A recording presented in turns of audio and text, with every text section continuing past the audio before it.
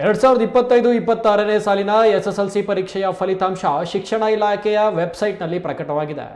ಅದಾದ ಬೆನ್ನಲ್ಲೇ ಶಿಕ್ಷಣ ಸಚಿವ ಮಧು ಬಂಗಾರಪ್ಪ ಬೆಂಗಳೂರಿನ ಮಲ್ಲೇಶ್ವರಂನಲ್ಲಿರುವ ಕರ್ನಾಟಕ ಶಾಲಾ ಪರೀಕ್ಷಾ ಮತ್ತು ಮೌಲ್ಯ ನಿರ್ಣಯ ಮಂಡಳಿಯ ಕಚೇರಿಯಲ್ಲಿ ಪತ್ರಿಕಾಗೋಷ್ಠಿ ನಡೆಸಿ ಫಲಿತಾಂಶದ ವಿವರ ನೀಡಿದರು. ಈ ಬಾರಿ ಎಸ್ಎಸ್ಎಲ್ಸಿ ಪರೀಕ್ಷೆಯಲ್ಲಿ 94.1% ವಿದ್ಯಾರ್ಥಿಗಳು ತೇರ್ಗಡೆಯಾಗಿದ್ದಾರೆ. ದಾಖಲೆಯ ಫಲಿತಾಂಶ ಬಂದಿದೆ ಎಂದು ಸಚಿವರು ತಿಳಿಸಿದರು. 7 ಮಂದಿ ವಿದ್ಯಾರ್ಥಿಗಳು 625ಕ್ಕೆ 625 ಅಂಕ ಪಡೆದಿದ್ದಾರೆ. ದಾವಣಗೆರೆಯ ಭರತ್, ಚಿಕ್ಕಮಗಳೂರಿನ ಬೃಂದಾ, ಬೆಂಗಳೂರು ಉತ್ತರದ ಧನುಷ್, ಉಡುಪಿಯ ಪ್ರೀತಮ್, ಚಿಕ್ಕೋಡಿಯ ಪ್ರಾರ್ಥನಾ, ವಿಜಯಪುರದ ಸೌಜನ್ಯ, ರಾಯಚೂರಿನ ಸುಖದೇವ್ 625ಕ್ಕೆ 625 ಅಂಕ ಪಡೆದಿದ್ದಾರೆ. ಇನ್ನು ದಕ್ಷಿಣ ಕನ್ನಡ ಜಿಲ್ಲೆಗೆ 88.40% ವಿದ್ಯಾರ್ಥಿಗಳು ತೇರ್ಗಡೆ ಹೊಂದಿದ್ದು ಫಲಿತಾಂಶದಲ್ಲಿ ಮೊದಲ ಸ್ಥಾನ ಪಡೆದಿದೆ. ಉಡುಪಿ ಜಿಲ್ಲೆ 98.18% ಫಲಿತಾಂಶದೊಂದಿಗೆ 2ನೇ ಸ್ಥಾನದಲ್ಲಿದೆ. ದಕ್ಷಿಣ ಕನ್ನಡ 3ನೇ ಸ್ಥಾನ 88.9%. ಹಾಸನ 4ನೇ ಸ್ಥಾನ ಪಡೆದಿದ್ದು 97.51% ವಿದ್ಯಾರ್ಥಿಗಳು ತೇರ್ಗಡೆಯಾಗಿದ್ದಾರೆ. ಇನ್ನು ಶಿವಮೊಗ್ಗ ಜಿಲ್ಲೆಗೆ 96.56 ಗಳಿಸುವ ಮೂಲಕ 9ನೇ ಸ್ಥಾನ ಪಡೆದಿದೆ.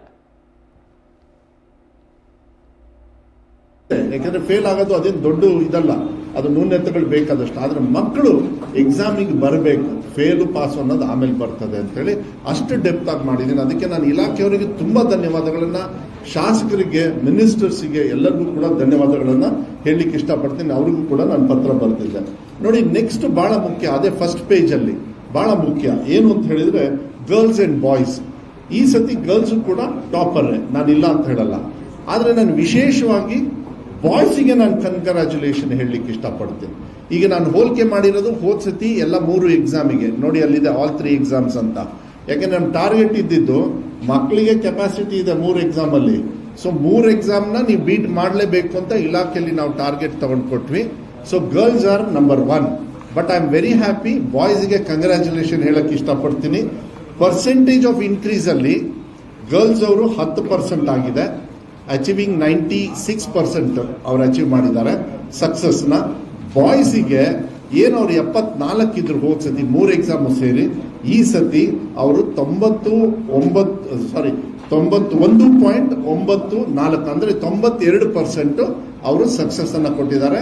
ಅದಕ್ಕೆ ವಿಶೇಷವಾಗಿ ಬಾಯ್ಸಿಗೂ ಕೂಡ ನಾನು, ಗಂಡು ಮಕ್ಕಳಿಗೂ ಕೂಡ ನಾನು ಧನ್ಯವಾದಗಳನ್ನ ಹೇಳಲಿಕ್ಕೆ ಇಷ್ಟಪಡ್ತೀನಿ. 17% ಅವರು ಜಾಸ್ತಿ ರಿಸಲ್ಟ್ ಅನ್ನ ಕೊಟ್ಟಿದ್ದಾರೆ ಅನ್ನೋದನ್ನ ನಾನು ಹೇಳಲಿಕ್ಕೆ ಇಷ್ಟಪಡ್ತೀನಿ. ಅದಕ್ಕೆ ಅವರಿಗೂ ಕೂಡ ಶುಭಾಶಯಗಳನ್ನ ಹೇಳಲಿಕ್ಕೆ ಇಷ್ಟಪಡ್ತೀನಿ.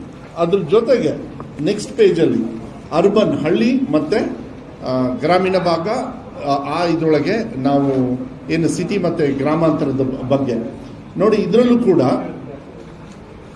ಈ ಹೋದ ಸತಿಗೆ 79% ಇತ್ತು ರೂರಲ್ಲು, ಅರ್ಬನ್ನು 80% ಇತ್ತು, ಅಂದ್ರೆ ಸಿಟೀಸ್ ಅಲ್ಲಿ.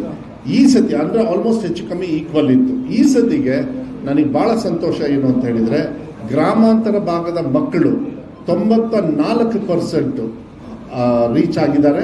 ಡಿಫರೆನ್ಸ್ ಆಫ್ 14% ಜಾಸ್ತಿ ಮಾಡಿದ್ದಾರೆ. ಗ್ರಾಮಾಂತರದಲ್ಲಿ ಹಳ್ಳಿ ಮಕ್ಕಳು 14% ಅವ್ರ ರಿಸಲ್ಟ್ನ ಇನ್ಕ್ರೀಸ್ ಮಾಡ್ಕೊಂಡಿದ್ದಾರೆ. ಸಿಟೀಸ್ ಅಲ್ಲಿ ಅವರು 12% ಇನ್ಕ್ರೀಸ್ ಮಾಡಿದ್ದಾರೆ. ಇಲ್ಲೂ ಕೂಡ ಗ್ರಾಮಾಂತರ ಮಕ್ಕಳು ಬಹಳ ಸಕ್ಸಸ್ನ ತೋರಿಸಿರ್ತಕ್ಕಂಥದ್ದು. ಅದ್ರ next school management versus regular freshers ಅಂತ ಹೇಳಿ, ಅಂದ್ರೆ ಗವರ್ಮೆಂಟ್ ಏಡೆಡ್ ಮತ್ತೆ ಅನ್ಏಡೆಡ್. ಇಲ್ಲಿ ನೋಡಿ,